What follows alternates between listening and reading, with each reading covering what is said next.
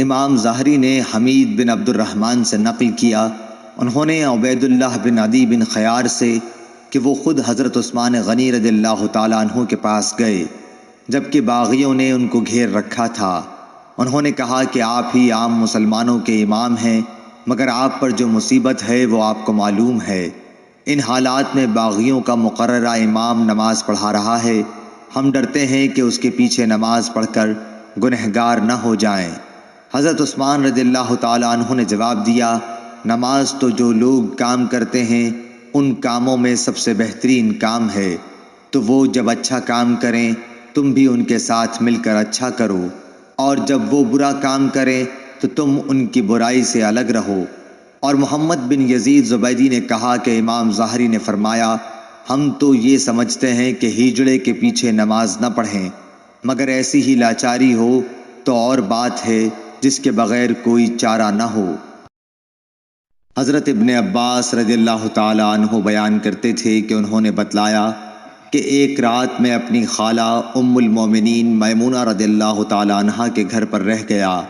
رسول اللہ صلی اللہ علیہ وسلم عشاء کی نماز کے بعد جب ان کے گھر تشریف لائے تو یہاں 4 رکعت نماز پڑھی، پھر آپ سو گئے۔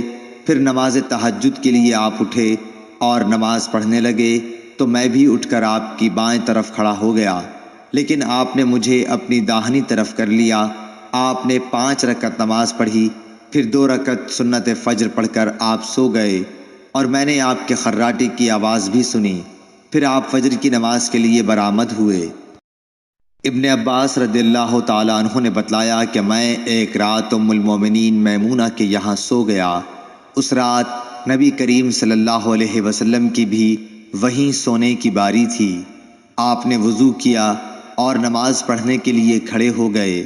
میں آپ کے بائیں طرف کھڑا ہو گیا، اس لیے آپ نے مجھے پکڑ کے دائیں طرف کر دیا۔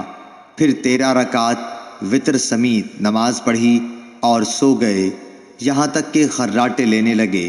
اور نبی کریم صلی اللہ علیہ وسلم جب سوتے تو خراٹے لیتے تھے۔ پھر مؤذن آیا تو آپ باہر تشریف لے گئے۔ آپ نے اس کے بعد فجر کی نماز پڑھی اور وضو نہیں کیا۔